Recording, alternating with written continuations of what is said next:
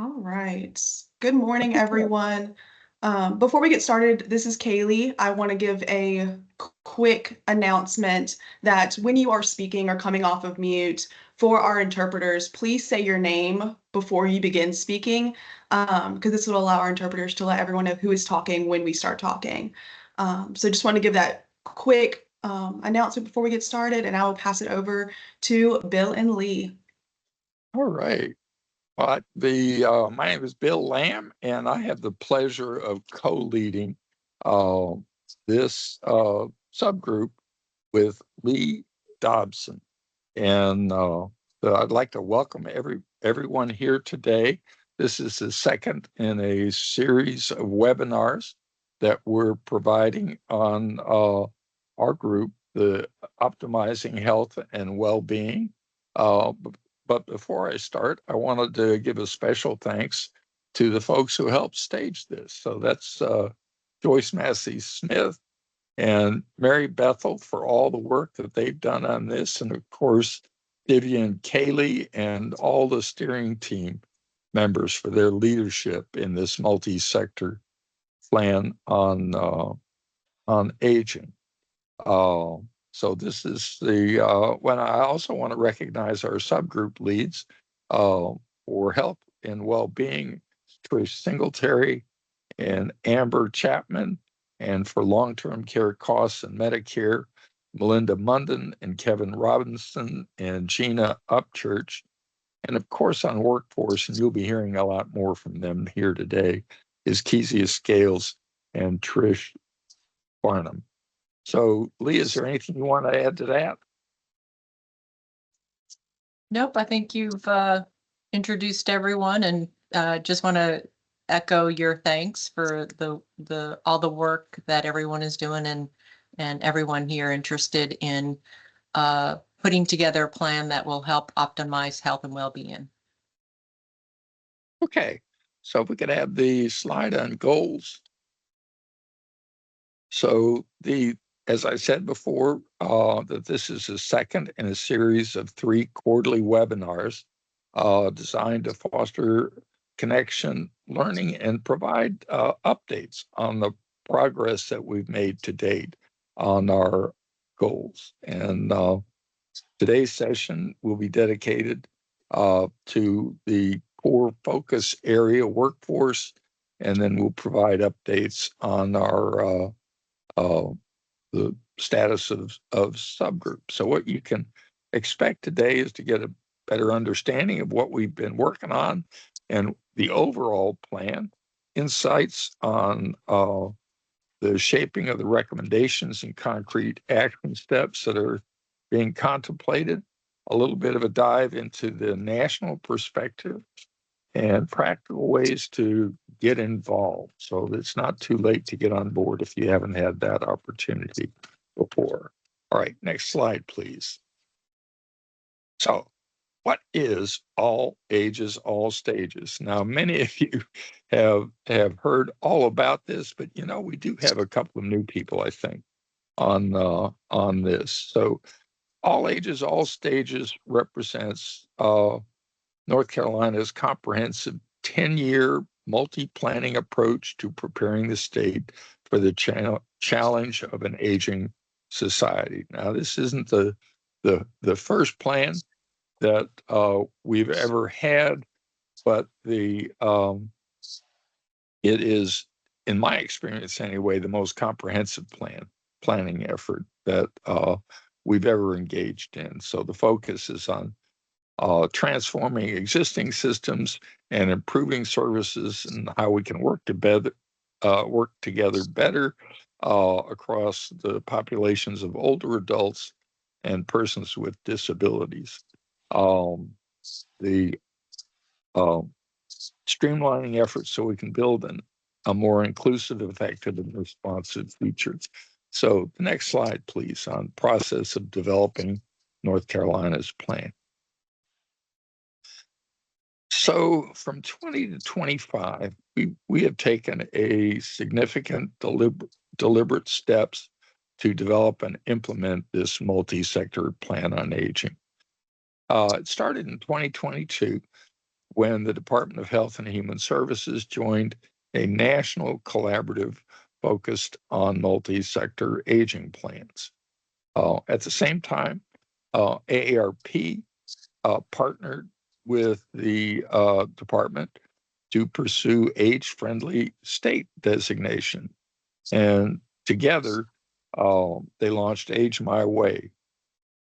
Former Governor Roy Cooper issued an executive order 2080 in 2023, and this charged all the cabinet level agencies across state government to enter into this planning effort. All ages, all stages, as the plan process was labeled, formally began. And there was extensive stakeholder involvement of stakeholders, including health and housing and transportation, social services, advocacy groups, and all the consumers that had lived experiences in aging and disability. And after gathering all this public input through forums and surveys and meetings, it resulted in over 160 recommendations for addressing the needs of older adults and those persons with disability. So this plan now was completed and published in September of 2024, but now the focus is shifted to implementation as the state and its partners begin to execute the plan's priorities. So if we could have the next slide on current priorities. So we've divided up into 4 content areas. You're participating in the one content area around optimizing health and well-being. The others are supporting older adults and their families, strengthening communities for a lifetime, and affording aging. The strengthening communities, as we move into planning and implementation, though, we're going to be facing challenges and new opportunities. So the plan is a living document. The ideas that we had last year, it's shaped by current circumstances, and that's part of the process that you're engaged in right now in terms of learning where we are. So Lee, I'm going to turn it over to you now to go into the next discussion about our particular work group. Thank you, Bill. This is Lee Dobson, and as Bill said, I'm one of the co-leads for this Optimizing Health and Wellbeing. This is one of the core areas, as you saw in the previous slide. And the focus here is really to underscore the importance of health and preventive measures across the continuum of care, from frail to well. And the objective is really for North Carolinians to have access to person-centered services and supports that will optimize their life expectancy and their health quality.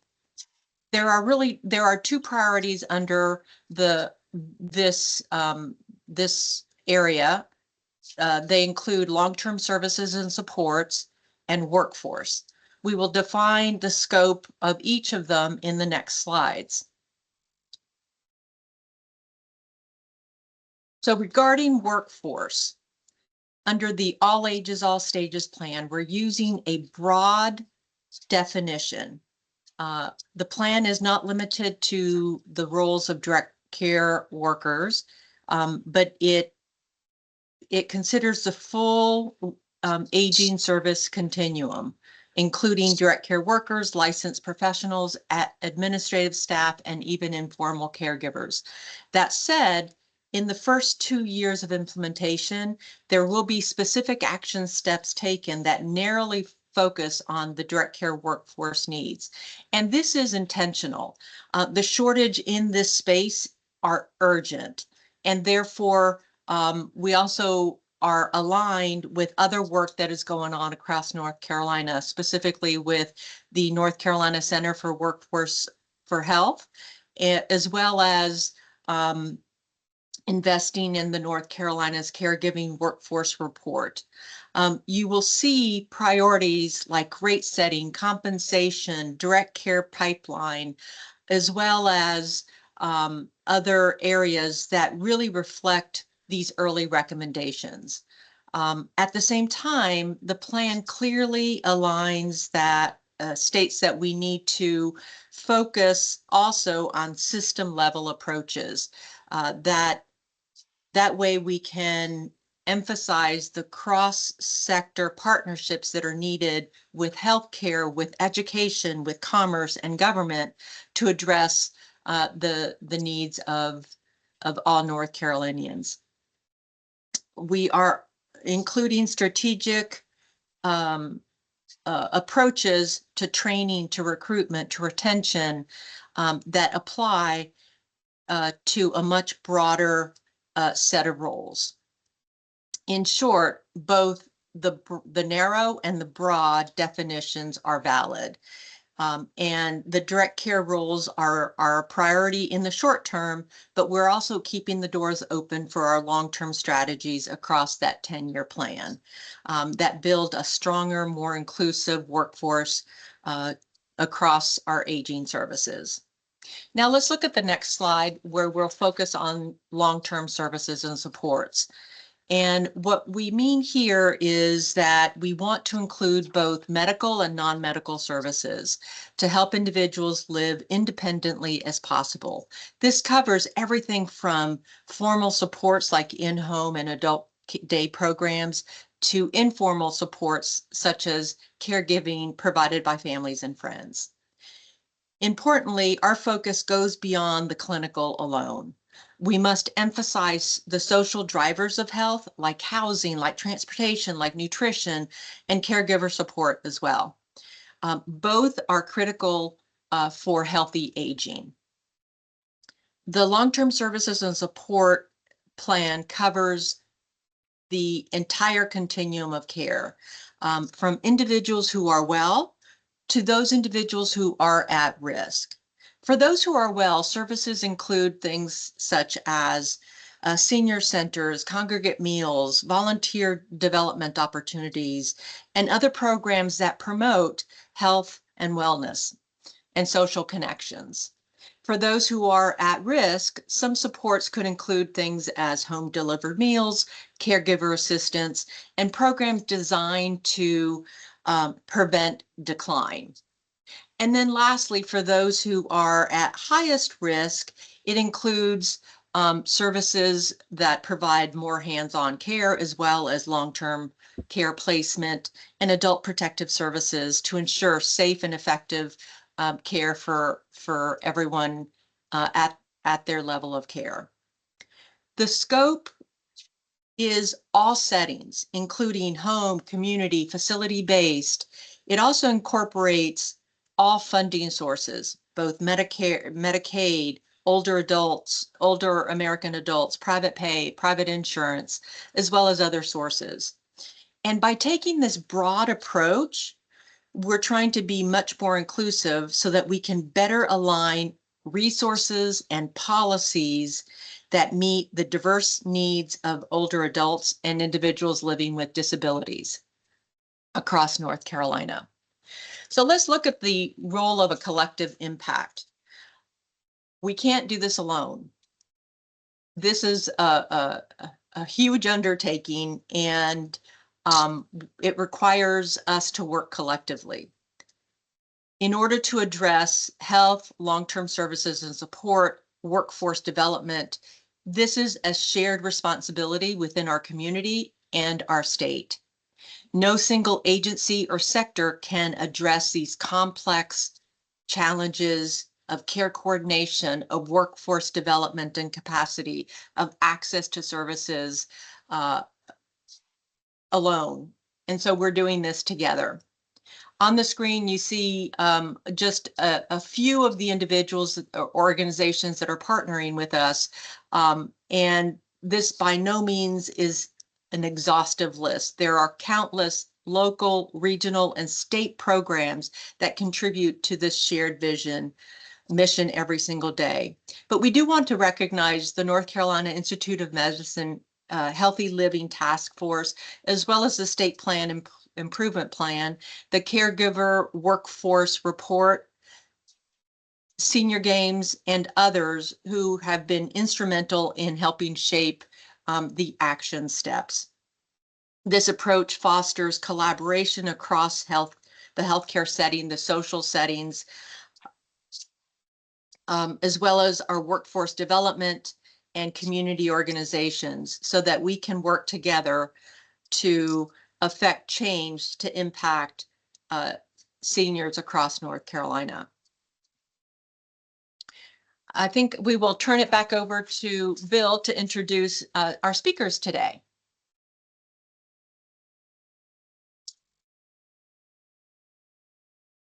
Bill, you're on mute. That never happens to any of us, right? I am. Thank you so much, Lee. I am thrilled to welcome two outstanding leaders who are at the forefront of efforts to strengthen North Carolina's direct care workforce. I call both of them my friends and greatly respect their wisdom and their expertise. First, Kezia Scales is Vice President of Research and Evaluation for PHI, a national organization committed to promoting quality direct care jobs as a foundation of quality. In her role, she leads PHI's strategy for building evidence-based thinking at a state and a national level on policies and workforce interventions. I served on the national board of the National Consumer Voice. What was that, 15 years ago? And Kezia was working in that space then. And she continues to have an impact on all we do. Next is Trish Farnham. Trish is in her current role is hang on here. Is with the North Carolina Center for Workforce for Health as the caregiving workforce analyst or caregiving workforce analyst. Now, most recently, Trish has coordinated essential jobs, essential care in North Carolina, and this was a cross-sector collaborative trying to really set the foundation of how do we look at direct care workforce across advocates, service providers, and trade associations. Prior to that, she had a history of working within state government in the Medicaid space, and she's bringing over 30 years of working experience to the table to apply to these. So Kezia and Trish, I'm not sure how you guys want to kick this thing off, but I'm going to turn it over to you now. I'm just thrilled to hear you. Thank you, Bill. I'm going to share slides. So just give me 1 second, and then Kezia is going to kick us off. 1 second. Drum roll, y'all. Let's see if this works. Looks perfect to me. Looks Awesome. good. Great. Thank you. Well, good morning, everyone. This is Kezia Scales speaking. I am just thrilled to have the opportunity to talk with all of you this morning and to co-present with my dear friend and colleague, Trish. I will warn you in advance that when Trish and I get together, I think we could probably talk about these issues all day long. So we will try to keep ourselves within the time limit, but we'll always as well be available for follow-up. So to start us off, echoing what Lee shared, the direct care workforce, of course, is not the entirety of the health and long-term care workforce that helps us all optimize our health and well-being as we age. But direct care workers are a sizable segment of that broader workforce, and they are integral to the first 2 years of implementation of the All Ages, All Stages plan and well beyond. So that's where we're going to focus our remarks today. If you would go to the next slide, please. And of course, I'm coming to you from PHI, which is a national organization that focuses on the direct care workforce, as Bill said in his introduction. Thank you for that. Just to say very briefly a little bit more about PHI. We're based in New York and we work nationally, and we often say that we take a 360-degree approach to our work, meaning that we work with partners in the field to develop and test workforce interventions, and we also conduct policy advocacy and public education in order to drive the systems level changes that we know are needed. And we lead research and evaluation to both inform and amplify all of those policy and practice efforts. As I mentioned, PHI is based in New York City, but I am based here in Durham, North Carolina. Now I'll hand over to Trish for a little bit of introduction as well. Hi, everybody. Again, my name is Trish Farnham, and Bill, thank you for just the very kind and generous remarks. I always want to qualify any statement about expertise by saying all expertise has been really learned through the generosity of so many people, both on this call and throughout my career. So I just want to appreciate that this is absolutely a collective expertise and one that we all contribute to. So thank you. And I'm also very honored and humbled to be co-presenting with the amazing Kezia, who has been one of my greatest teachers in this space. This call feels like a reunion for me personally. So I'm like waving at people and chatting people on the side. But I recognize that now that I'm with the North Carolina Center on the Workforce for Health, this may be an introduction to the center for many folks. And so I just wanted to provide a little background.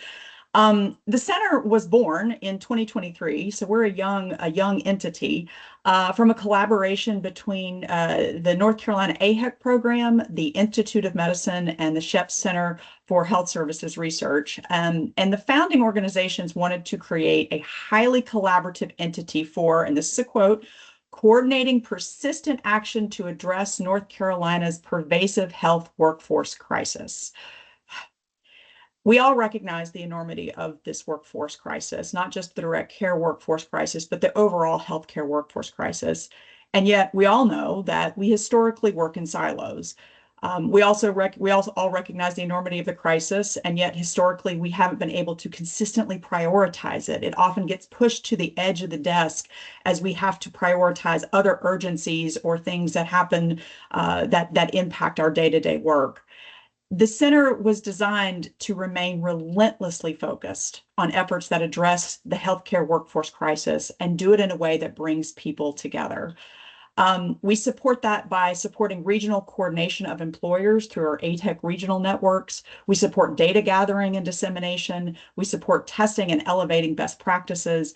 I fangirl over my new organization because I think it is an essential contributor to making sure that we advance the issues that are so essential to supporting this essential direct care workforce. My personal role within the center is to remain relentlessly focused on supporting efforts related to three essential but historically devalued groups, including the focus of today's conversation, direct care workers. Last thing I'm going to say before handing it back over to Kezia is that I'm personally really excited about the data focus of today's conversation. And this quote from a recent NCIOM nurse workforce report kind of sums up why data really matters in this discourse. In the current healthcare climate, invisibility in data equals invisibility, period. Now, this is a really scary sentiment to me, but it's also a very true one. And consistent, reliable, and coordinated data sets like the ones being featured today are foundational as we all work to tackle the direct care workforce crisis. I've been asked by the amazing Divya to provide a quick overview of our presentation, kind of the objectives of today. Kezia is going to provide a brief overview of our North Carolina direct care workforce. I'm then going to provide an expedited whirlwind tour of some of the key efforts underway or that are imminently launching that inform or are influenced by our data landscape. And then Kezia is going to walk us through how data can really help inform direct care work policy and share some insights from the PHI national perspective. So again, we will try to be expeditious, but we're excited about this conversation and look forward to having it. Kezia, I'm handing it back to you. Great. Thank you, Trish. So this is Kezia speaking again. I wanted to take a couple of minutes to sort of do a bit of quick level setting on the direct care workforce, recognizing that there is a lot of expertise on this call in the group gathered here already. But just to remind ourselves, who we're talking about here. So if you go to the next slide, please. Nationally, we are talking about a huge and growing workforce. We know that there are about 5 million direct care jobs in the formal economy in the United States, and there will be more than 861,000 new jobs added to this workforce in the decade ahead, plus nearly 9 million total jobs that will need to be filled during that decade timeframe due to occupational turnover as well as new jobs. For context, that's more current jobs and more expected job growth and total job openings than in any other industry or sector in our country. And on the next slide, to bring it home to North Carolina, we're talking about a workforce that numbers more than 115,000 direct care workers. And there are more than 21,000 new jobs expected in this workforce in North Carolina from 2022 to 2032, that same decade timeframe. We're also expecting about 207,000 total direct care jobs that will need to be filled in that time frame just to meet current levels of service delivery, which we know are largely insufficient or inadequate. But that's just to kind of maintain the level that we're at now. If you go to the next slide, please. I always think it's really important to ground what we're talking about in the voice and the experience of someone who does this work. And so I wanted to share a quick quote here from a North Carolina-based CNA who works in hospice. And she contributed her perspective through the PHI Direct Care Worker Story Project. I won't read the whole quote, but I just wanted to highlight where she says, "My focus is less on a patient's diagnosis and more on getting to know them as a person and figuring out how I can make their day the best one possible while providing the care they require in the care plan." I just think that's a beautiful summary of the blend of technical and clinical or clinically adjacent understanding that's needed for this role, coupled essentially with interpersonal and relational and communication related expertise, and all of that being applied in a person-centered way. That's what direct care looks like. So if you go to the next slide, please, back to the numbers.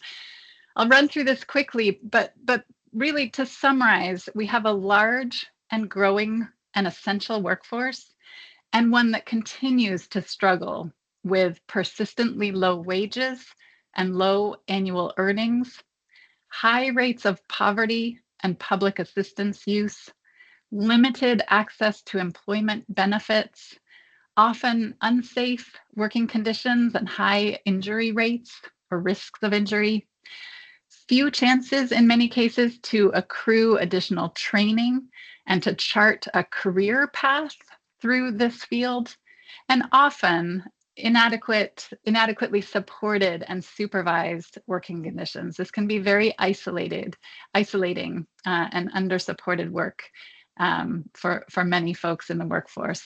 And all of those factors impact workforce recruitment and retention, and in turn, severely impact the provision of services for those who need them. I just noted a chat from Mary about the slides. I am seeing the slides myself, hoping others can as well. Okay, great. Maybe a little targeted troubleshooting is needed there. So I just wanted to end this sort of quick overview of the direct care workforce by offering up the PHI Direct Care Workforce State Index as a resource. If you would like to learn more about the direct care workforce in North Carolina and to be able to compare some of what you see in North Carolina against what we see in other states with regards to workforce related policies and workforce outcomes. As you can see here on the slide, at number 44, North Carolina does not come out particularly well in the Direct Care Workforce State Index, but there are such important and targeted efforts underway that I am confident that ranking will look different over time, because things will look different for workers and consumers and families here in our state. And saying that, I would like to segue back to Trish to talk about some of those efforts underway. Thank you, Kezia. Just again, I'm going to give a whirlwind tour of some of these efforts and really try to elevate how they interplay with our data conversation today. So the first thing I really want to elevate is a concept that many of you all may not yet have heard of because it is still in its early stages. But the Center on Workforce for Health works in partnership with our local regional AHEC collaborators to establish a statewide health talent alliance. And that's really an incredibly important collaboration between the center and the Chamber, North Carolina Chamber Foundation and the AHEC regions and local employers to really analyze the pipeline challenges that we're facing in the healthcare workforce space, including the pipeline challenges related to CNAs. And so I wanted to elevate some of the data that are starting to come out through this so that you're aware of it, and just knowing that it is really the starting place that will continue to grow and evolve. Before I dive into the slide, I want to recognize my amazing colleague, Kaniqua Outlaw. She was going to try to join the call. I'm not sure if she did or not. But I may be the mouth of today, but she is the data mind behind this important work. And she's hopefully on the call and hopefully can listen to the conversation. And we will certainly both try to answer any specific questions about HTA data in the chat. My wonderful director, Andy McCracken, is often uses this example of, we all say, we know we need more CNAs. We need more CNAs. But as Andy says, more is not a number. We need to have our arms around what exactly that pipeline currently is and needs to look like in North Carolina. Kezia highlighted some incredible national data and some North Carolina specific data that PHI is really the thought leader in. And this data really starts regionalizing this pipeline data to look at more of take a regional approach to what the pipeline needs are in particular regions of our state, and then bringing employers together to collaborate on efforts and initiatives that work to address those pipeline challenges. So this is just a tour of what's available. Our next round of data are going to be released later this summer, early fall. And so we just wanted to make sure you were aware that this data are available and can become increasingly stronger as participation grows. A key function of my role, which I have to say I'm really excited about, is to advance the report that was referenced in the introductory remarks and that people may have heard of at this point. The report called Investing in North Carolina's Caregiving Workforce. Back in 2023, way back in 2023, things move so fast, it seems like a million years ago, but it was really only a couple of years ago. Secretary Cody Kensley, the Secretary of DHHS at the time, in coordination with the Department of Commerce, launched the North Carolina Caregiving Workforce Strategic Leadership Council and issued this report in January 2024. And under that report, they identified 3 priority workforce cohorts that they wanted to move the needle on in supporting and advancing progression in these particular areas. And they're nursing, behavioral health, and direct care. I'm really excited and honored to be staffing the supports related to advancing the initiatives that are outlined in this report. Our focus today is going to be on direct care, and Keezy and I will both reference this report moving forward. I also want to make sure to use this opportunity to introduce folks to someone who is probably going to want to be in listen mode today, or is choosing to be in listen mode today, but I did want to recognize she's on the call. Sarah Kemener Borland is our new-ish Chief Policy Advisor on Workforce within the Secretary's office. We're all really excited that Secretary Songai sees this as a continued priority, and you all are getting to meet Sarah, and I will look forward to other folks meeting her, and just to give her my shout out. I think she's awesome. So just wanted to recognize that she's on the call today. A couple of key details that we want to elevate a part of that as a part of that report. As you all know, especially if you were part of the North Carolina Coalition on Aging's EJEC initiative that Bill referenced earlier, you all know that a rate and a comprehensive rate analysis has been central to that EJEC advocacy, and we were thrilled to see that advocacy recommendation reflected in this report. Just to give you a quick update on that, that rate analysis is going to be moving forward. The Center on Workforce for Health is charged with managing that process, and we are in the process of refining based on the feedback that EJEC provided, building a procurement document and working within the department to socialize it and make sure that it is aligned with what they actually are wanting. But be on the lookout for more information about that, and looking forward to that moving forward. I also want to elevate another opportunity that we're excited to announce, and that is a technical assistance opportunity that's launching later this summer. As the department participates in national technical assistance to further examine how to facilitate career pathways for direct care workers. We know that's an essential strategy for supporting this essential workforce, and we're really excited to have some organized, coordinated time to really examine that particular dynamic more closely. So again, the state's kind of internally organizing itself right now, but be on the lookout for updates and opportunities to engage moving forward. Many of you all are aware of the We Care pilot project, which is a really exciting initiative underwritten by the North Carolina Money Follows the Person demonstration project, and is implemented with the partners listed on this screen. As you all may remember, this We Care pilot project is really looking to extend a learning collaborative that is managed by direct care workers for direct care workers, and is examining an historically overlooked but essential competency of navigating pivotal and often complex relationships with family caregivers. The pilot has just launched its phase 4, on which workers have facilitated conversations with each other on these topics. The preliminary data on the efficacy of all of this effort is really exciting, and is emerging as very positive, and the We Care team anticipates that the next round of data will be available later this fall. So really excited to share more about that as time permits, but just wanted to highlight that it's underway, and it's really good stuff. And then finally, before I hand it back over to Keezy to actually get to the meat and potatoes of our presentation, wanted to highlight the Governor's Council on Workforce and Apprenticeships.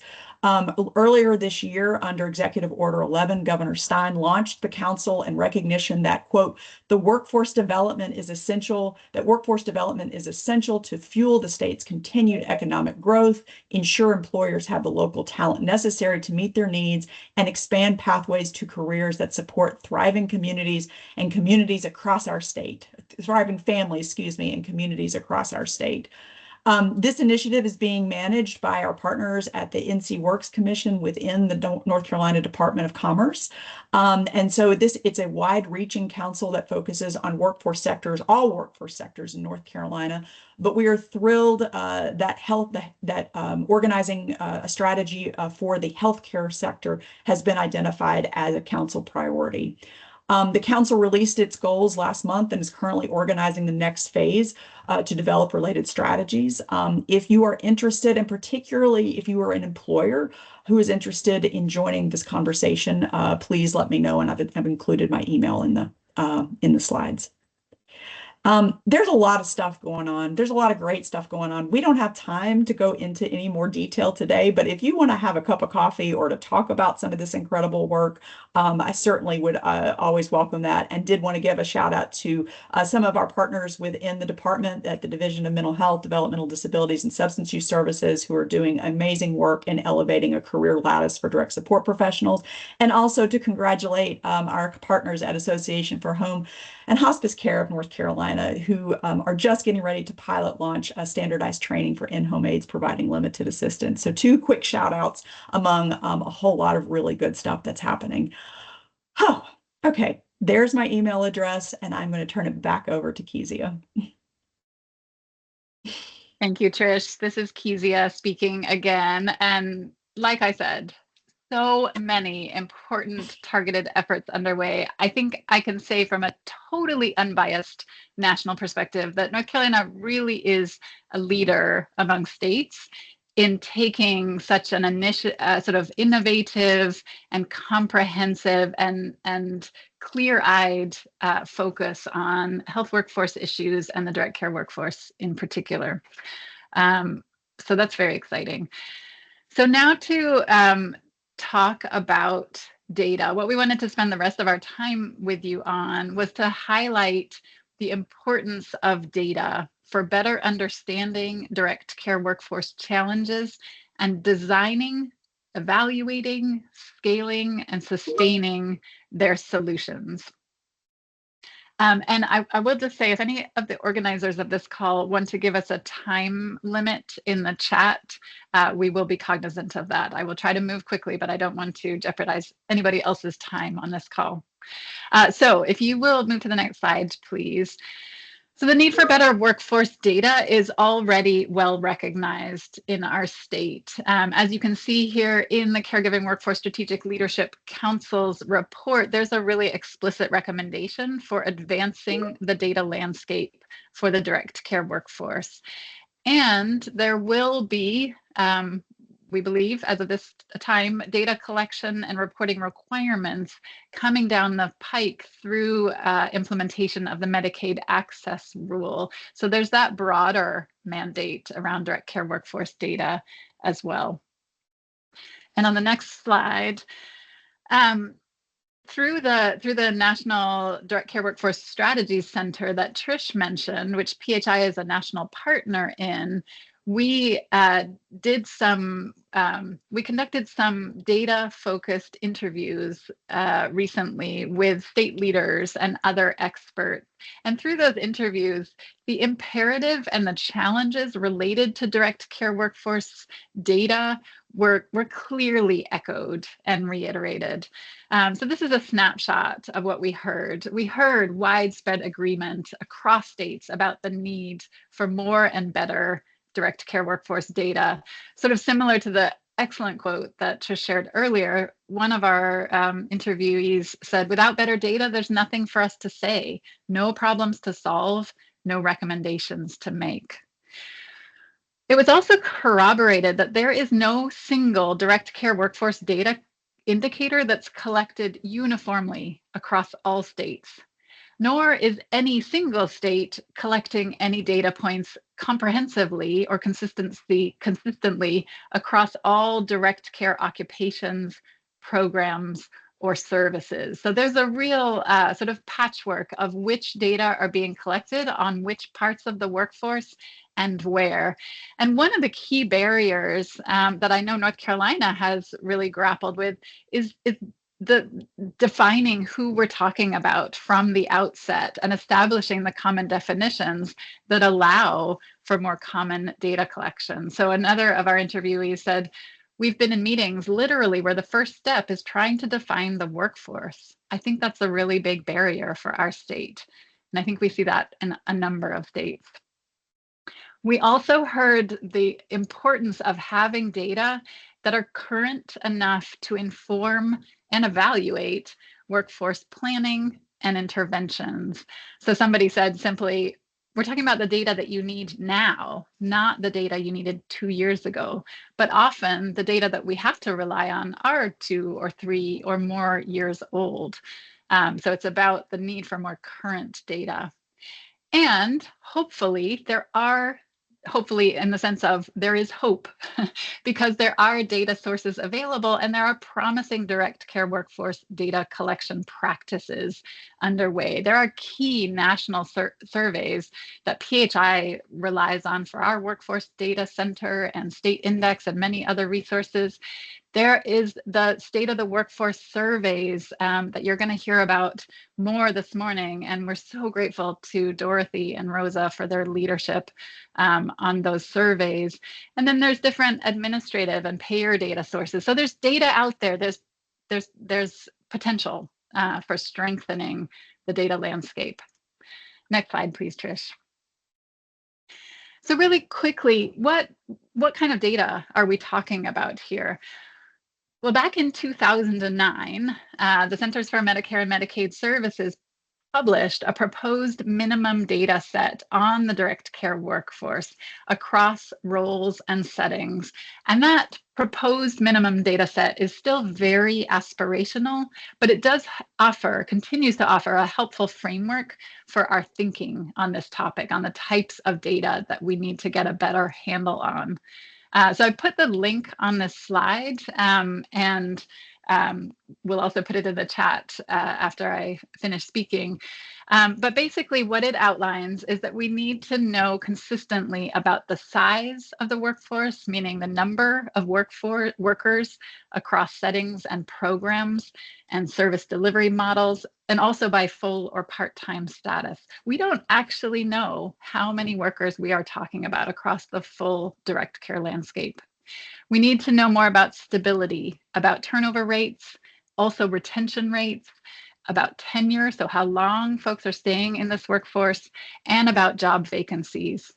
And we also need to know more about compensation, hourly wages at the starting place, the median hourly wages, and wage scales. Also employment benefits, access to employment benefits and uptake of employment benefits, and bonuses as well.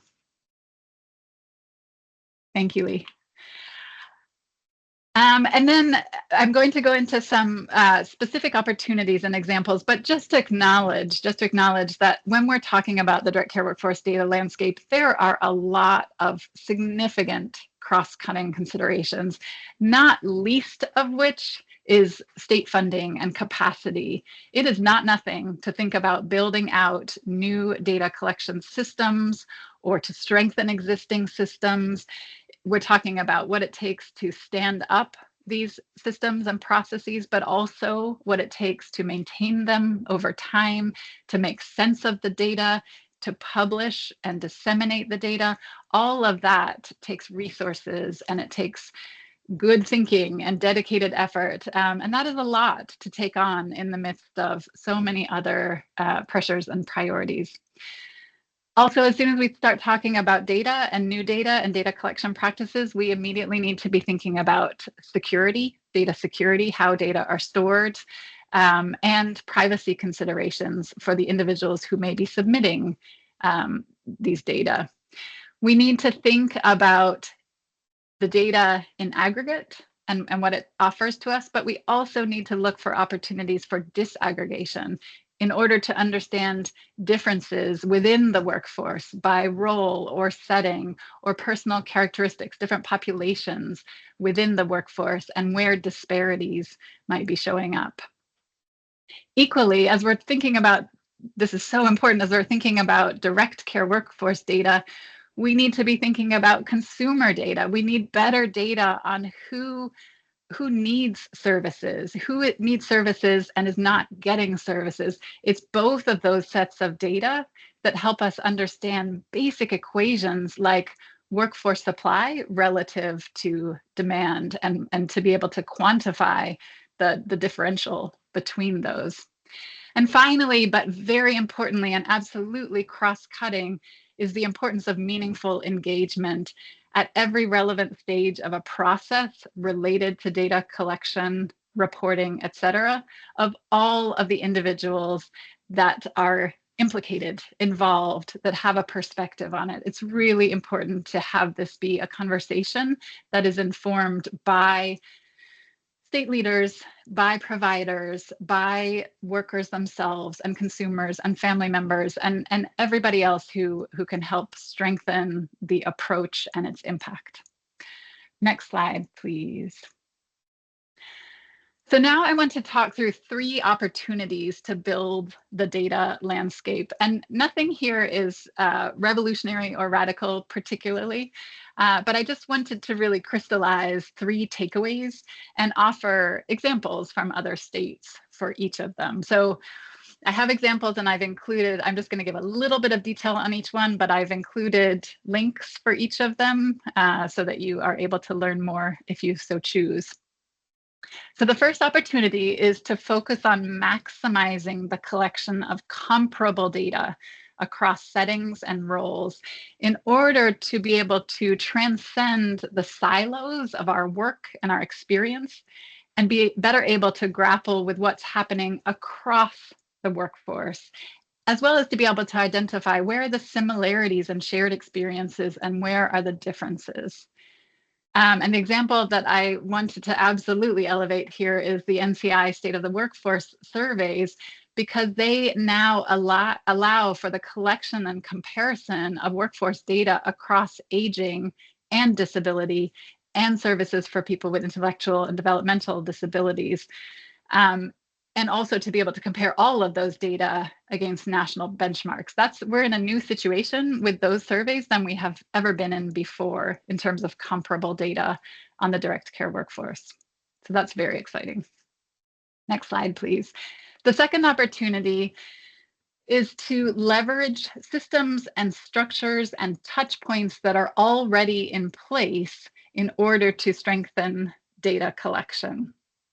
So build data collection requirements into contracts with providers or with managed care organizations or with vendors or through the licensure process, et cetera. Think of what's already there and how to make the most of it.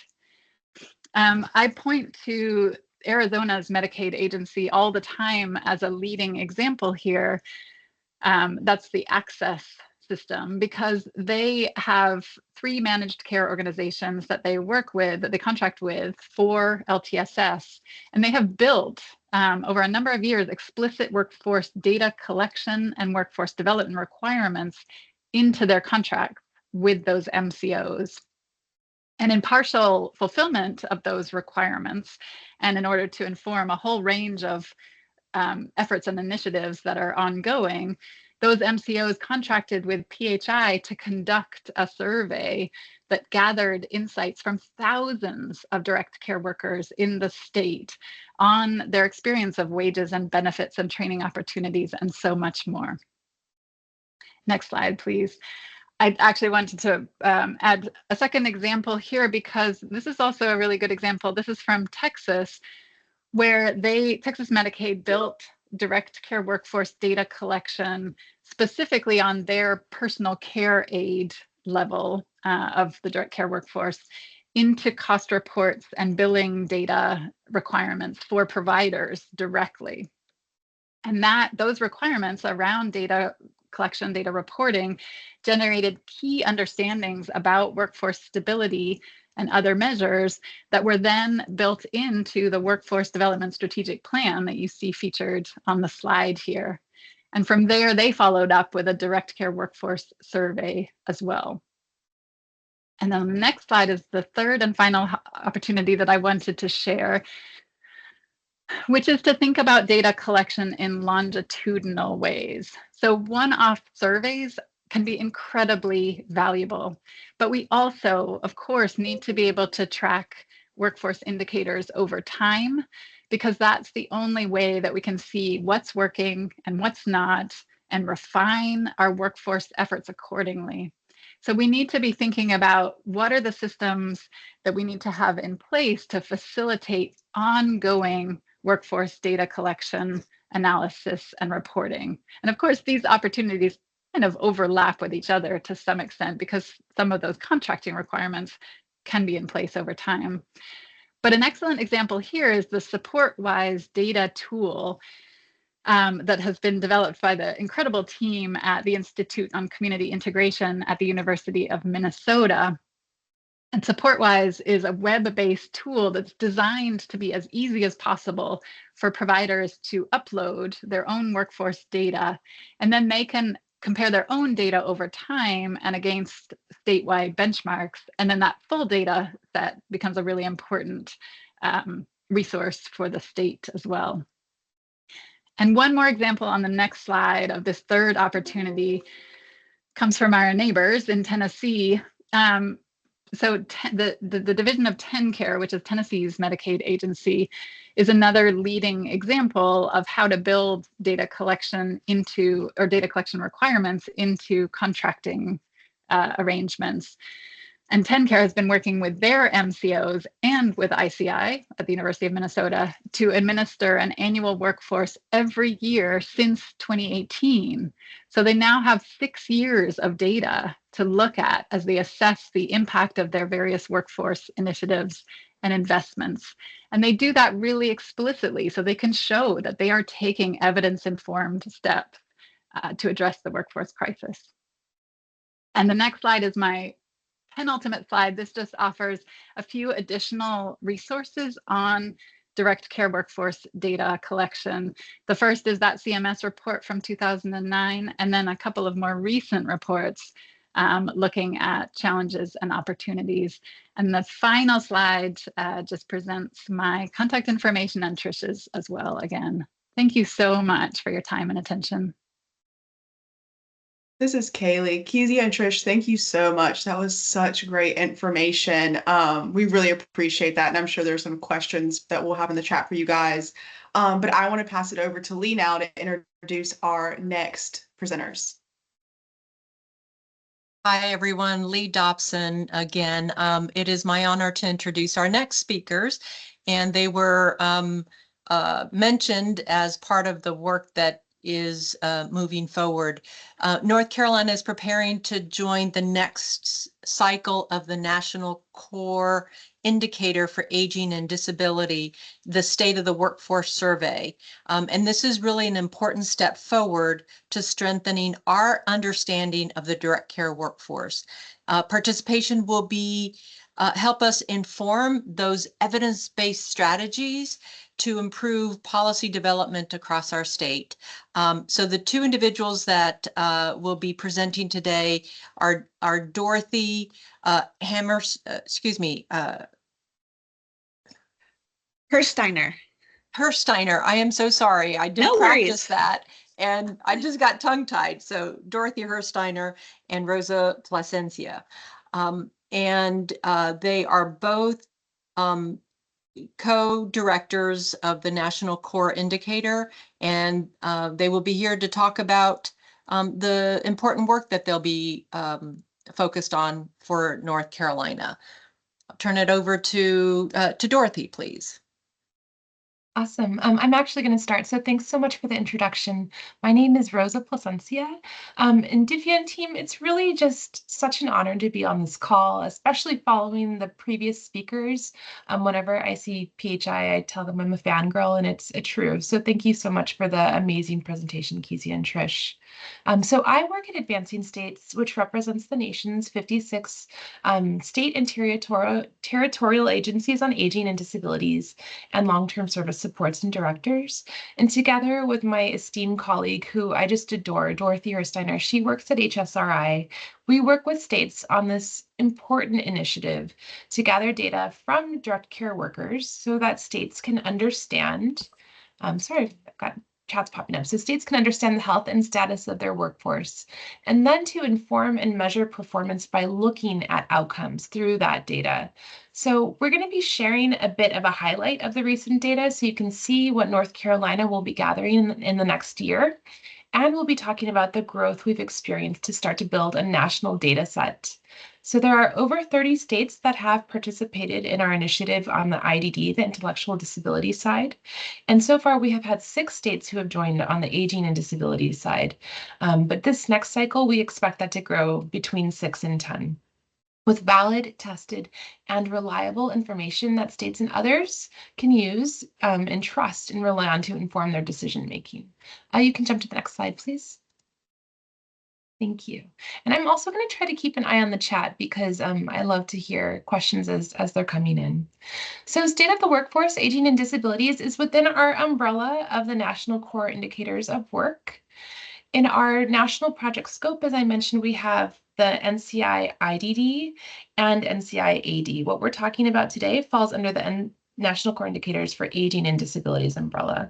So I often think about NCI IDD as a big sister or a mentor for much of our NCI AD work, as those initiatives started first and really did approach and inform how we approach our work and our goals and partnering with our states to use the data to gather quality information to measure performance of our LTSS systems, as I mentioned.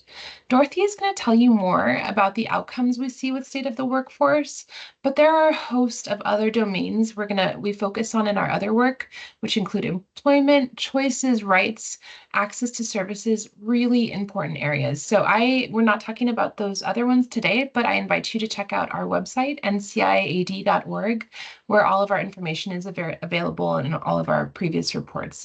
Transparency is very important to us. You can jump, please, Dorothy.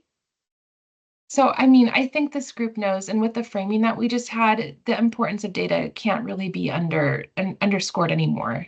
But the state, in partnership with groups like this one, are so uniquely situated to make systems changes when they are armed with valid data. You can go ahead and jump. Next slide, please.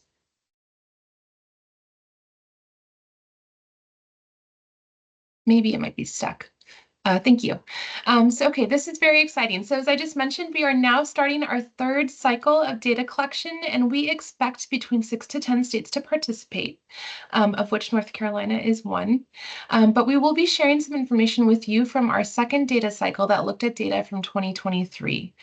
I'm just blown away by the responses and the response rates that we got. And the information we're going to be sharing with you is from 1,232 provider agencies, which represents the experience of over 88,000 DSWs within the 6 states that participated. Dorothy, I'm turning it over to you at this point. Thanks.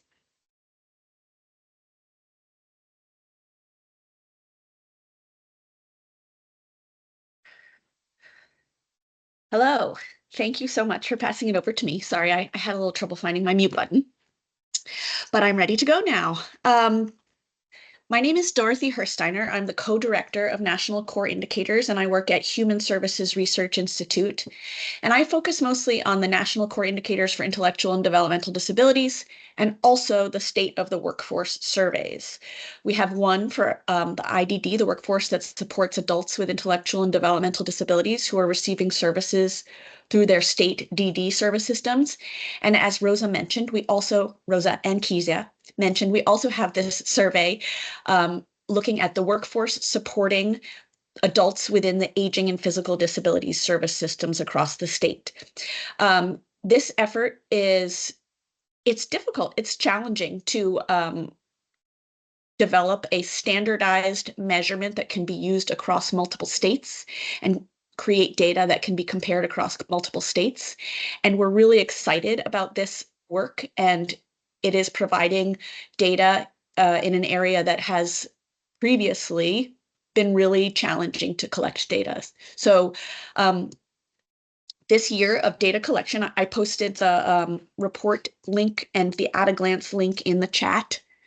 The year of data that you'll be looking at comes from 2023, in which 6 states participated and about 1,200 provider agencies responded. And as Rosa mentioned, let's say around 89,000 DSWs were represented. We had a great response rate, and we're really excited to move into the next year. One thing that you'll see in the data that I'm reporting, we included the North Carolina data that is comparable from the IDD side. So you'll be able to see what the IDD side demonstrated, what the data demonstrated on that side, and you'll be able to see where it'll be really fascinating to understand the AD statistics and how they compare to the IDD side. So with that, I'll tell you a little bit about how the survey works. The state, North Carolina, will identify the eligible provider agencies. The states and the provider networks and other interested parties, including all of you, will collaborate to raise awareness of this survey, make sure that providers are aware that it's coming, and are excited to provide the data that need to be provided. And then you will receive, service providers will receive a link to complete the survey online. So with that, I'm going to get started showing some of the data that you will provide and that we'll be able to look at the state level. So here's some selected data from 2023. This data demonstrates the percentage of agencies in each participating state that turned away or stopped accepting new service referrals in 2023 due to staffing issues. You can see there's a very wide variety across the states that participated, with an NCI-AD average of about 28.8%. Some interesting things to note: Colorado and Missouri participated in our first survey cycle, and their data from 2022, when compared with this year, demonstrated a decrease in the percentage of agencies that turned away or stopped accepting new service referrals. And we attribute that to increases in investment in recruitment and retention strategies at DSW, at providers that employ DSWs. And so that's a really interesting and exciting new finding that we found with this year's data. You can also see that in North Carolina, across providers that provided services to the IDD population, about 39% reported that they turned away or stopped accepting new service referrals. So that's quite a bit higher than the NCI-AD average, but about in line with the NCI-IDD average, which was about 38.1. And across all of these states that participated in NCI-AD, they also participated in NCI-IDD, and the NCI-AD average was lower than the NCI-IDD average across all states. Next slide. So this is some data that tells you a little bit about the type of agency. We asked providers to tell us whether they were private for-profit, private nonprofit, state or county government, or other government. As you can see, the IDD side had significantly fewer private for-profit agencies than the NCI-AD side. And in North Carolina specifically, the IDD side, about 53.7% of providers were private for-profit, which is much lower than the NCI-AD average. So this is an interesting data point for states to look at as well. So then I'm going to tell you about turnover. You're probably very familiar, but it's a way to demonstrate the rate at which employees are separating from an employer. It's a percentage, so it allows you to compare between entities. And a higher turnover rate, that means that more employees are leaving their employment. As you can see, in NCI-AD, across all of the participating states, the average turnover was about 48%. On the NCI-IDD side, it was much lower on average, but you can see across states it kind of varied whether or not it was higher in IED versus AD or vice versa.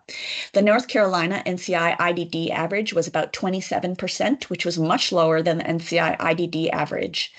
So that's an interesting thing to look at when we look at the tenure, which is coming next, and the wages as well. What is tenure? Tenure is the length of employment.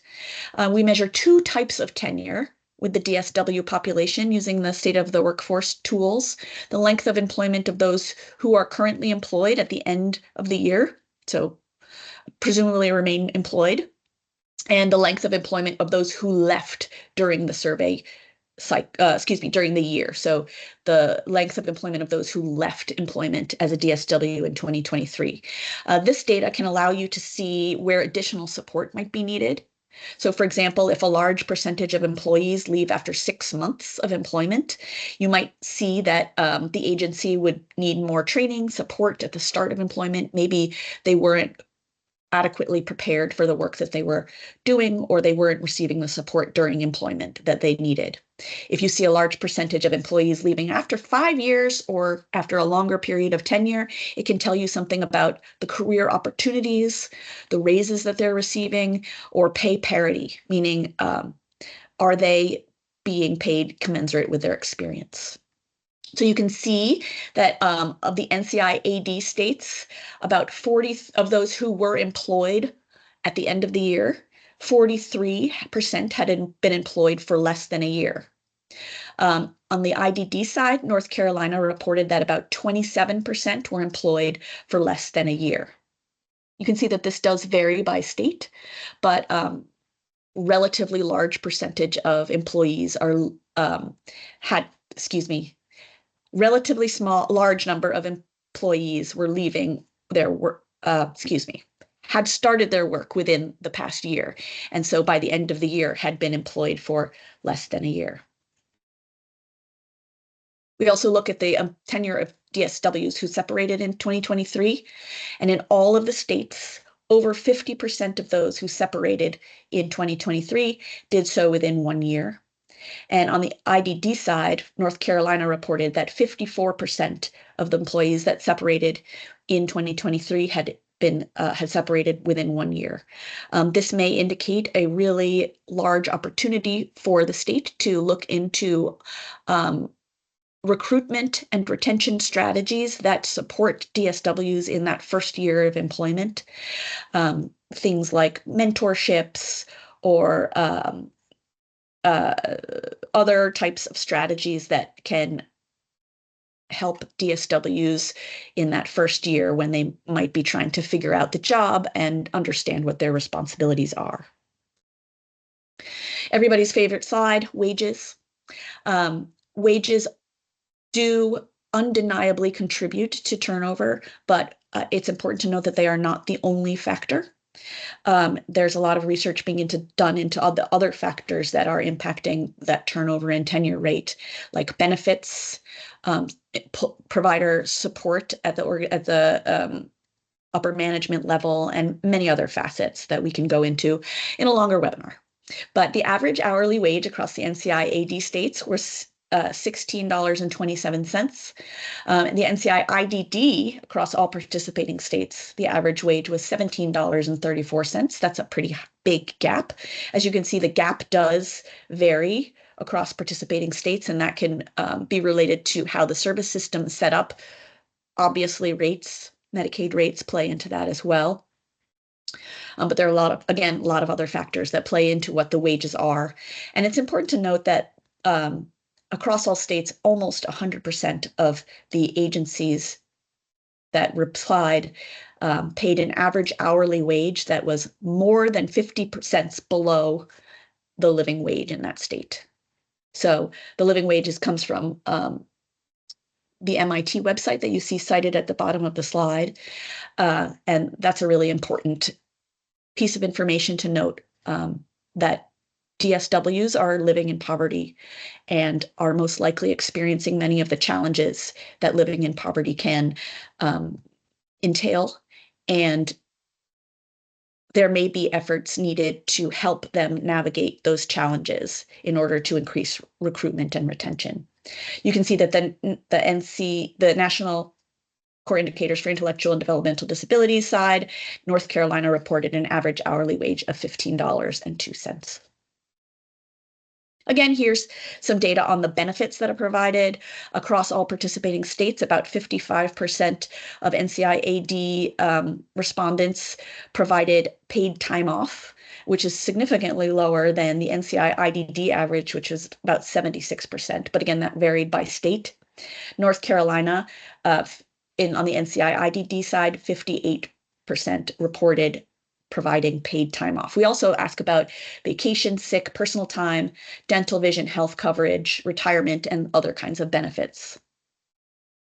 Again, we also ask about the types of recruitment and retention strategies that are employed across participating providers, things like realistic job previews that might help potential employees understand better what their responsibilities will be. You can see the North Carolina NCI IDD data across the bottom. We ask about engagement with high schools or local universities, apprenticeship programs. It was exciting to see that Governor Stein has an apprenticeship initiative being looked at for the state for different workforces across the state.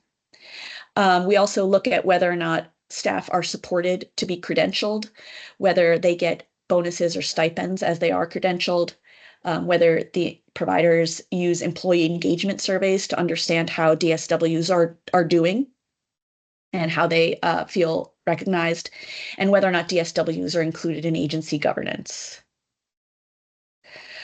So briefly, the NCI data can be used in many ways, as highlighted earlier in this presentation by different presenters. They can inform an understanding of the challenges that are facing providers and the workforce. They can help states target TA to providers that may help with recruitment and retention. They can be used for legislative advocacy, for example, rate advocacy or policies. They can be shared with interested groups like leadership at the AD level, university centers that can help with some analysis of the data. The Disability Law Center self-advocates can use the data for advocacy and for storytelling as they work with legislators and other groups. Family members and service providers similarly, and leadership at provider agencies can use their data to compare with the state average and understand where gaps may lie. It can be used to fulfill reporting requirements. Many states use the IDD side and the AD side data to fulfill ARPA funding reporting requirements, and overall to track the impact of workforce development policies in the state and the federal level. Thank you. I'll put our contact information in the chat, but please feel free to reach out with any questions about the survey. Thank you so much, Dorothy and Rosa. That was wonderful. I'm gonna start sharing again. And then we will pass it over to our subgroup leads to give a brief update on what they're doing. And so I'm going to share my screen. Might have to jump through my slides really quickly. 1 second. All right. And so I'm going to jump over to Amber Chapman, I think is on the call. So we'll let her give an update on her health and well-being subgroup. Hi, everybody.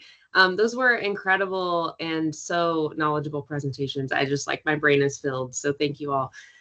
Really quick, we met and our subgroup focus is on concentrating on fostering lifelong wellness and enhancing person-centered care for older adults. And so what we've decided to go ahead and start doing is compiling information on data and mapping resources, existing community programs, reimbursement models, and public education and awareness campaigns so that we can have a published resource landscape report. We also aim to have 2 culturally responsive campaigns and look into training for providers as well as increasing cross-sector partnerships. So that's all our updates. Thank you all again.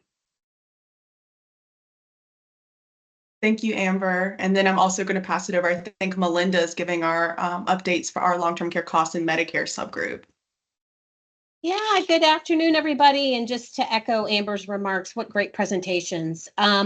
So I'll give a brief update on our work group. So I'm so privileged to co-chair this committee with Kevin Robertson and Gina Upchurch, who are also on the call. So we had our first meeting last month, and we met to discuss key challenges and opportunities relating to long-term care financing, Medicare and Medicaid in North Carolina. Updates were shared on the federal and state policy developments, including recent budget changes impacting programs like SHIP, the Seniors Health Insurance Information Program, which provides free unbiased Medicare counseling to Medicare beneficiaries and also information on long-term care insurance.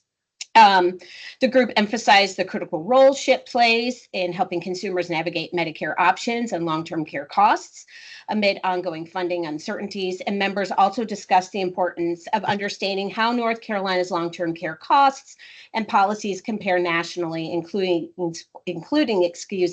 exploring models from other states and integration of financial education into planning efforts.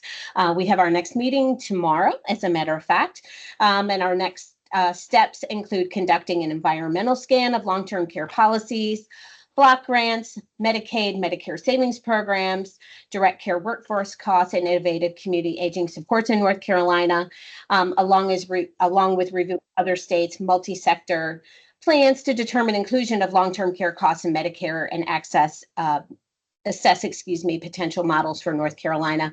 For example, one of the things we're looking at is village models and how they are successful in other states. We're going to add relevant resources and data to the subgroup SharePoint file and hope to collaborate with the UNC SHEPS team to explore data-driven solutions addressing care shortfalls for patients with serious illnesses, and coordinate with the financial education and planning subgroup to embed long-term care and Medicare education, cost education into financial literacy initiatives. So thank you. Thank you, Melinda. And then I will pass it over to Divya to start our closing remarks.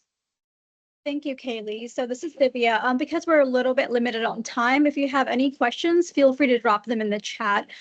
So what do we want you all to take away from today? I know a lot was covered, and we're very grateful for our leaders to share updates in the workforce space, as well as our 2 implementation subgroups. So I also want to take a moment to emphasize some key takeaways that are central to our work supporting health and well-being across all ages and all stages. So first, we want to elevate that aging is really not a condition that starts at retirement or later life. It's a lifelong process that begins at birth. And so that's what we want to highlight from this plan.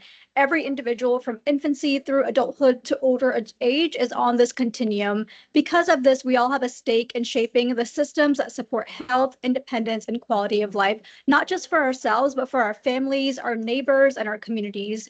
So with this particular work group, optimizing health and well-being across the lifespan really requires, as you heard today, a comprehensive approach. This includes investing in prevention strategies that reduce risk before problems arise, improving management of chronic conditions to maintain functions and quality of life that Amber's work group is focusing on, strengthening and supporting the workforce that delivers care and services, and ensuring equitable access to high quality care and resources at every stage of life.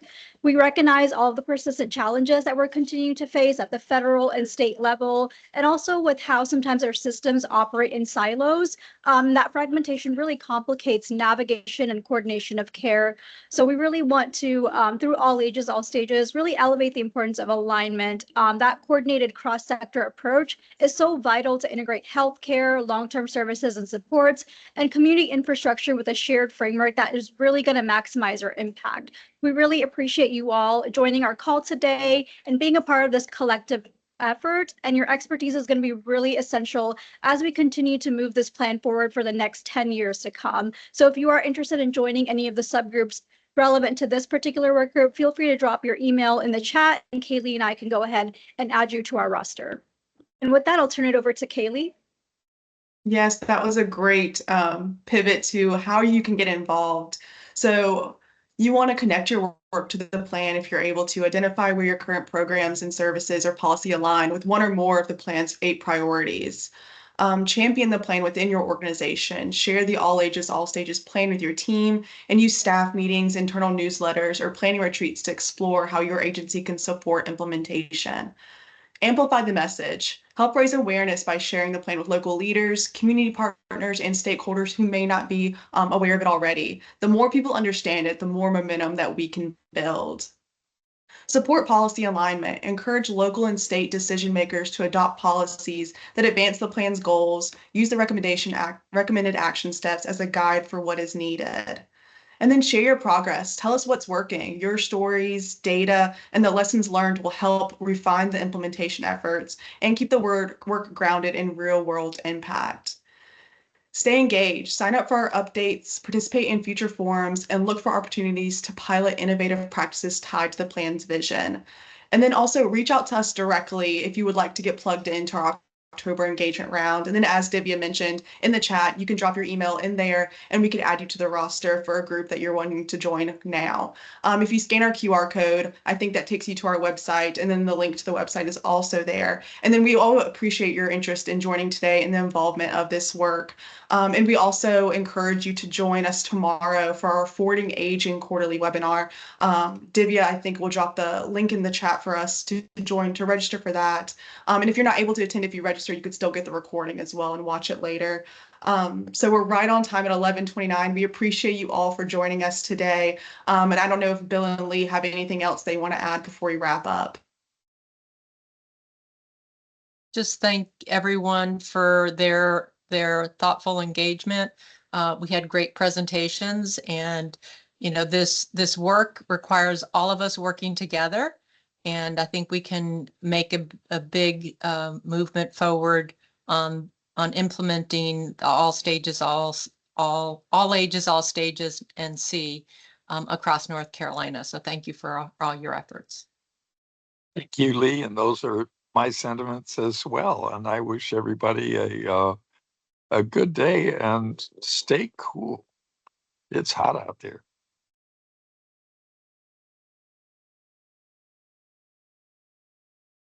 So basically your role was as chair. All right, thank you all. I'm going to end the event now.